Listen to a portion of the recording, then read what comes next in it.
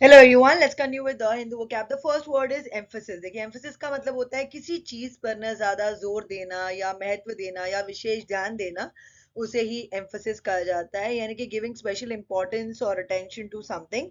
तो इसका सिनोनिम क्या हो जाएगा? हाईलाइट। एंटोनिम क्या हो जाएगा? अंडरस्टेट। आप इसे अपने सेंटेंस में यूज कर सकते हैं। I think we should put as much emphasis on preventing disease as we do on curing it. The next one is intimate. Intimate का मतलब होता है कोई चीज अगर बहुत ज्यादा प्राइवेट हो या पर्सनल हो, उसे ही इंटीमेट कहा जाता है, यानी कि अत्यधिक निजी और व्यक्तिगत। तो इसका सिनोनिम क्या हो जाएगा? कॉन्फिडेंशियल। एंटोनिम क्या हो जाएगा? पब्लिक। आप इसे अपने सेंटेंस में यूज कर सकते हैं। They trusted each other enough to share intimate thoughts. The next one is transit. देखिए, ट्रांजिट का मतलब होता है जब एक जगह से दूसरी जगह पे जब आप सामान लेकर जाते हैं या लेकर आते हैं ना, तो उसे ट्रांजिट कहा जाता है, यानी कि the act of being moved और carried from one place to another. तो इसका सिनोनिम क्या हो जाएगा? ट्रैवल। आप इसे अपनी सेंटेंस में यूज कर सकते हैं। Once you transit that stretch of dense woods, the hiking should be much easier. The next one is ebb. देखिए, ebb का मतलब होता है, आपने बहुत बार देखा होगा कि समुद्र में जब टाइड आता है तो टाइड जब नीचे जाता है ना, तो उसे ebb कहा जाता है। उसी तरीके से यदि किसी पर्सन की भावना की प्रबलता अगर ना कम हो जाए ना और धीरे धीरे अगर वो गायब भी हो जाए, तो उसे ही ebb कहा जाता है। यानी कि if someone's life support or feeling ebbs, it becomes weaker and gradually disappears. तो इसका सिनोनिम क्या हो जाएगा? डिक्लाइन। एंटोनिम क्या हो जाएगा? इम्प्रूव। आप इसे अपने सेंटेंस में यूज कर सकते हैं। The fortunes of the town slowly ebbed as factory after textile factory closed. The next one is hawkish. देखिए, हॉकिश है ना, हम लोग जनरली पॉलिटिशियंस या गवर्नमेंट के लिए यूज करते हैं। ये वो पॉलिटिशियन या गवर्नमेंट होते हैं जो जनरली ना फोर्स का इस्तेमाल करते हैं, यानी कि ना बल का प्रयोग करते हैं कुछ अचीव करने के लिए। ना कि इन लोग शांति से बात करेंगे, ना ही डिप्लोमेटिक तरीका यूज करेंगे, उन्हें ही हॉकिश कहा जाता है। यानी कि it is use to describe politicians और government who are in favour of using force to achieve something rather than using peaceful and diplomatic methods. आप इसे अपने सेंटेंस में यूज कर सकते हैं।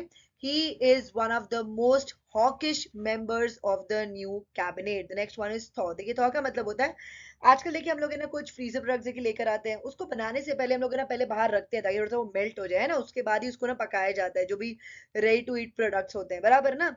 तो वो मेल्टिंग को ही ना थॉइंग कहा जाता है। सिमिलरली अगर किसी का रिलेशन अगर ना थॉ हो रहा है ना, मतलब कि पहले उन लोग है ना अनफ्रेंडली थे, अभी उन लोग है ना वापस से फ्रेंडली हो रहे हैं, उसे ही थॉ कहा जाता है।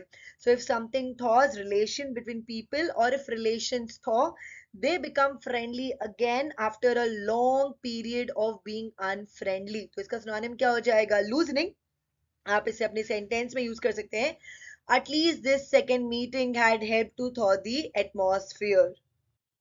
डेल्व। देखिए, डेल्व का मतलब होता है किसी चीज की ना गहरी खोज करना, उसे ही डेल्व कहा जाता है। यानी कि टू सर्च इनसाइड समथिंग। तो इसका सिनोनिम क्या हो जाएगा? एक्सकवेट। एंटोनिम क्या हो जाएगा? Fill in. आप इसे अपने सेंटेंस में यूज कर सकते हैं। Newspapers often delve pruriently into people's private lives. Next one is bonhomie. देखिए, bonhomie का मतलब होता है कि कोई पर्सन अगर cheerful है, फ्रेंडली है, तो मतलब कि वो bonhomie है। तो इसका सिनोनिम क्या हो जाएगा? हार्मनी। एंटोनिम क्या हो जाएगा? होस्टिलिटी। आप इसे अपने सेंटेंस में यूज कर सकते हैं। Those camping out in line for the store's grand opening soon developed a cheerful bonhomie. The next one is fillip. देखिए, फिलिप का मतलब होता है किसी चीज को एनकरेज करना, बूस्ट करना, प्रमोट करना, एनर्जाइज करना, उसे ही फिलिप कहा जाता है।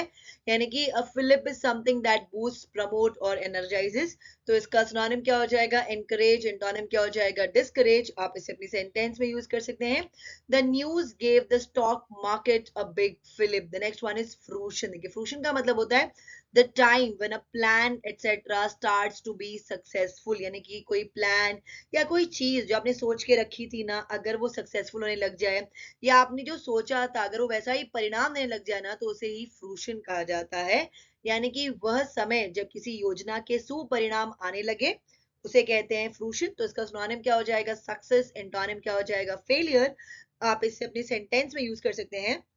When she landed the lead in a Broadway play, a lifelong dream was brought to fruition. The next one is viable, देखिए वायबल का मतलब होता है दैट कैन बी डन और दैट विल बी सक्सेसफुल, उसे ही वायबल कहा जाता है, यानी कि जो किया जा सके या जो संभव हो। तो इसका सिनोनिम क्या हो जाएगा? फीजिबल। एंटोनिम क्या हो जाएगा? इम्पॉसिबल। आप इसे अपनी सेंटेंस में यूज कर सकते हैं।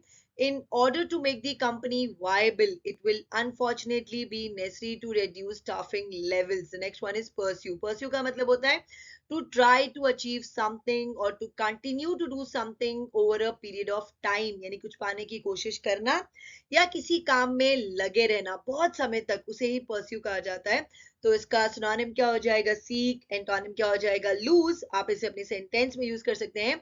She wants to pursue a legal career. The next one is foray. देखिए foray का मतलब होता है if you make a foray into a new or unfamiliar type of activity, you start to become involved in it, उसे ही foray कहा जाता है। तो इसका सिनोनिम क्या हो जाएगा? invade। एंटोनिम क्या हो जाएगा? safeguard। आप इसे अपनी सेंटेंस में यूज कर सकते हैं। The fashion house has made a discreet foray into furnishings. The next one is intrusive. Intrusive का मतलब होता है something that is intrusive, disturbs your mood or your life in a way that you do not like, यानी कि कोई चीज अगर intrusive हो ना तो आपका मूड खराब कर देगी, आपका लाइफ खराब कर देगी, आपको अच्छा नहीं लगेगा वो चीज, उसे ही intrusive कहा जाता है। तो इसका सिनोनिम क्या हो जाएगा? इंटरफियरेंस। आप इसे अपने सेंटेंस में यूज कर सकते हैं। She tried to be helpful without being intrusive. The next one is perception. देखिए परसेप्शन का मतलब होता है द एबिलिटी टू नोटिस और अंडरस्टैंड समथिंग, उसे ही परसेप्शन कहा जाता है, यानी कि किसी चीज को आप किस तरीके से समझते हैं या किस तरीके से देखते हैं, उसे हम परसेप्शन कहते हैं। तो इसका सिनोनिम क्या हो जाएगा? इंसाइट। एंटोनिम क्या हो जाएगा? इडियोसी। आप इसे अपने सेंटेंस में यूज कर सकते हैं।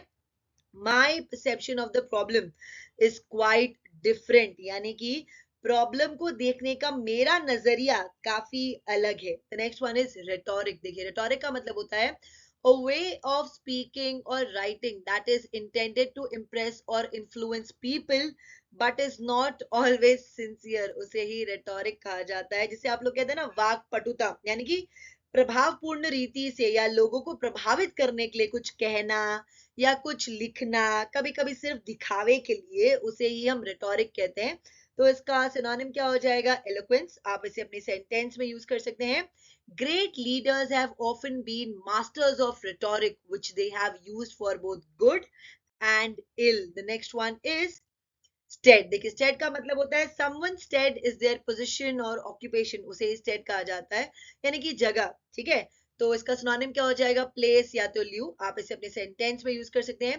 Can you go in my stead. The next one is fanning. Fanning का मतलब होता है किसी चीज को ना हवा देकर और भड़काना, उसे ही फैनिंग कहा जाता है, यानी कि to make a fire burn more strongly by blowing on it. आप इसे अपने सेंटेंस में यूज कर सकते हैं। Labour finds the issue unnerving because it fears fanning nationalist flames. That's it for today. अगर आपको वीडियो अच्छा लगा तो उसे लाइक करें, शेयर करें, कमेंट करें, साथ ही साथ मेरे चैनल को सब्सक्राइब करें। Thank you.